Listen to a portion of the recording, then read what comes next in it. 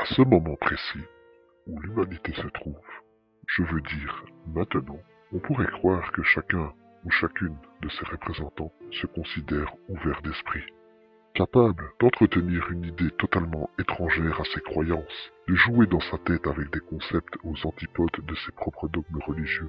Peine perdue, les amis, peine perdue. L'endoctrinement sectaire, justement, celui-ci ne l'autorise pas.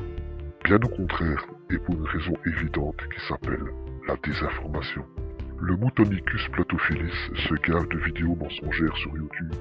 Si ça ne passe pas sur YouTube ou les sites de désinformation, il ne peut y croire. Et qu'est-ce qu'on lui dit au Moutonicus platophilis via ses chaînes YouTube frauduleuses? On lui dit ce qu'il doit penser, ce qu'il doit dire, ce qu'il doit croire, comment il doit se comporter, et qui il doit fréquenter, et quel gourou il doit suivre. Bref, un concentré permanent de ce que j'appelle l'endoctrinement permettant l'illusion du mensonge. L'illusion qui donne l'illusion que leurs vies ont un sens irrationnel, bien sûr. Car il faut faire tourner le business et la machine à produire les attributs du mensonge, de leur monde totalement faux, entièrement factice. Du début de leur endoctrinement jusqu'à l'heure de leur mort, entre les deux, une vie asservie aux seuls besoins de ceux qui les manipulent et qu'ils appellent chercheurs de vérité. Ceux-là, quels qu'ils soient, ont tous vendu leur âme au gourou, sans exception. Ils ne sont que les suppôts d'une secte perfide établie depuis des années, et dont l'unique objectif est la manipulation mentale et sociale totale des moutons de leur cheptel, et ce, par tous les moyens possibles. Ils sont très forts, n'en doutez pas une seconde. Ce sont des mythomanes compulsifs, des falsificateurs, des manipulateurs, et le mensonge vidéo est leur arme favorite. Lentement mais sûrement, ils accentuent l'endoctrinement sectaire par la manipulation de vidéos diffamatoires, rendant leurs petits moutons encore plus dépendants de leurs mensonges crapuleux. Les réseaux sociaux et YouTube ne sont qu'un gigantesque réservoir de pigeons à berner. Mais ce qui est le plus incroyable dans tout ça, c'est cette armée de défenseurs naturels de ces mêmes sectes, cette véritable garde prétorienne de la pensée, cette horde d'abrutis à la spiritualité exacerbée, chez qui la dissonance cognitive est d'une force tellement puissante qu'elle les domine totalement.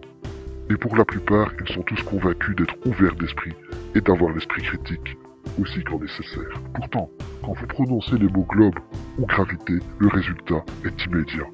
Et si ce résultat peut prendre autant de formes qu'il y a de platophiles, le fond est identique à tous.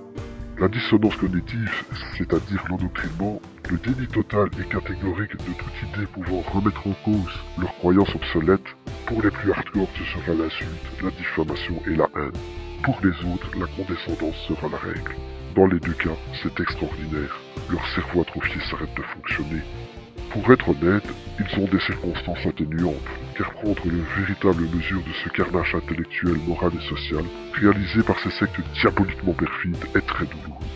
Très douloureux. Un véritable obstacle mental à franchir, à transcender pour découvrir quelque chose d'absolument extraordinaire, incroyable et infiniment profond et fabuleusement réaliste. Quelque chose qui vous redonne espoir, qui vous redonne foi en l'homme.